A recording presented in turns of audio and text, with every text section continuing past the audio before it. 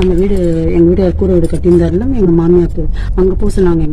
எங்கள் மாமி என்ன பண்ணாங்க, நான் அங்கெல்லாம் போக மாட்டேன், இது ஊருக்குள்ளே இருக்கு, நான் இங்கே தான் இருப்பேன் அப்படின்னு சொன்னாங்க. இல்லைம்மா நீ அங்கே போமா, நானும் அண்ணனும் இங்கே வீடு கட்டிக்கிறோம், நாங்கள் ஊருக்குள்ளே இங்கே இருக்கோம், நீ என்ன கொஞ்சம் தூரம் தானே அங்கே இருமா அப்படின்னு சொல்லிட்டு அந்த பாத்திரம் எல்லாமே எடுத்துகிட்டு போய் எங்கள் வீட்டுக்காரங்க எல்லாம் அந்த வீட்டில் வச்சுட்டாரு.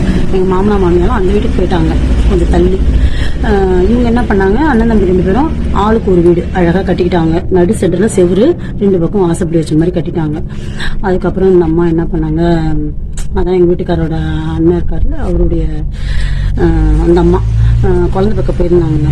குழந்தை பக்கம் போகும்போது எங்கள் மாமியெல்லாம் என்ன பண்ணாங்க, வேணாண்டாவ சொல்கிறத கேளுடா அப்படின்னு சொல்லி எங்கள் கொழுந்தனாவை மனசை மாற்றி ஊருக்குள்ளேயே ஒரு நல்ல பொண்ணாக பார்த்து கல்யாணம் பண்ணி வச்சுட்டாங்க. கோயிலில் வச்சு எல்லாருமே எங்கள் சொந்த பந்தம் எல்லாமே சேர்ந்து கல்யாணம் பண்ணி வச்சுட்டாங்க.